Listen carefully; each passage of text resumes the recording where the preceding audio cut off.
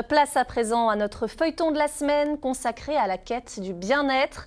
Découverte ce soir de la cuisine ayurvédique qui fait partie de la médecine traditionnelle indienne. Dans la prévention des maladies, la nourriture joue un rôle clé.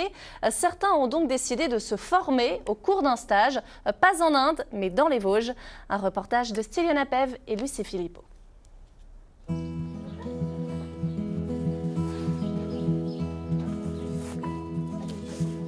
Pas loin de Bains-les-Bains, dans les Vosges, c'est une journée découverte de la cuisine ayurvédique pour ses 4 copines.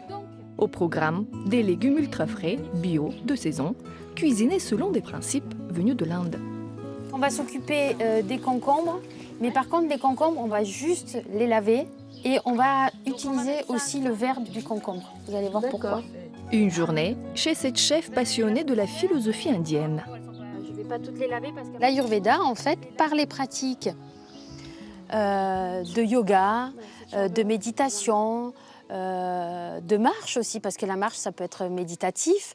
La cuisine, ça peut être méditatif. En fait, ça va calmer le mental. Et en calmant le mental, on calme les inflammations.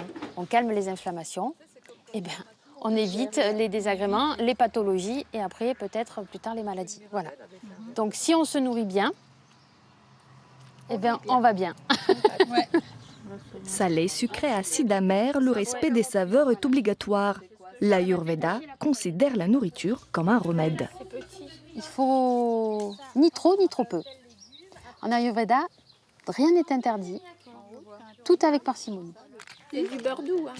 Ah oui, jamais avec du beurre salé. Hein. Le ghee, ça se fait Un pas ingrédient indispensable à la cuisine ayurvédique, c'est le ghee, un beurre doux clarifié. L'idée, c'est d'enlever le lactose et la caséine, de manière à ce qu'il soit plus digeste. On le laisse un peu faire sa vie. Moi, je dis qu'il faut que ça glougloute. Et après, on filtre. Et après, on s'en sert tout le temps.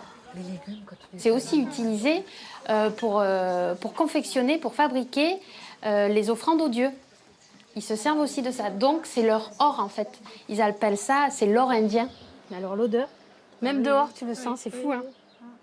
Je suis dans la recherche de bien-être et on apprend plein de choses, des façons de faire différentes que ce dont différentes de notre pratique occidentale, on va dire. Je cuisine de façon traditionnelle et là donc l'objectif c'est de découvrir une nouvelle cuisine et je sais que cette cuisine elle est importante pour prendre soin de sa santé. Ça ne veut pas dire que je vais mettre en application tout ce que j'aurai appris aujourd'hui, mais peut-être que petit à petit je vais changer ma façon de cuisiner. Là j'ai mis du 4 épices. Parce que pour contrebalancer en fait le chocolat. Parce que le chocolat, c'est bon mais pas pour tout le monde. Et ou avec parcimonie, je peux pas faire sans épices quoi. C'est impossible. Ah oui. Ah ben si t'as pas les épices, et là vous avez pas l'odeur mais. C'est le parmesan végétal.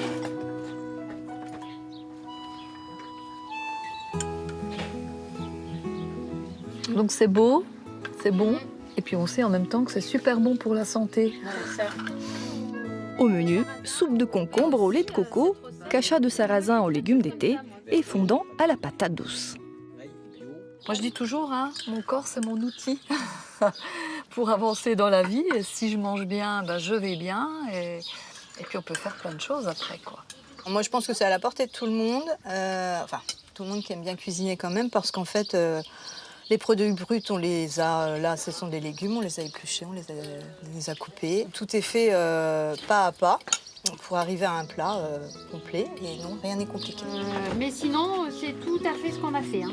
Tirées du livre de la chef, les recettes sont distribuées à la fin du repas. Ici, le temps ralentit pour une douce parenthèse.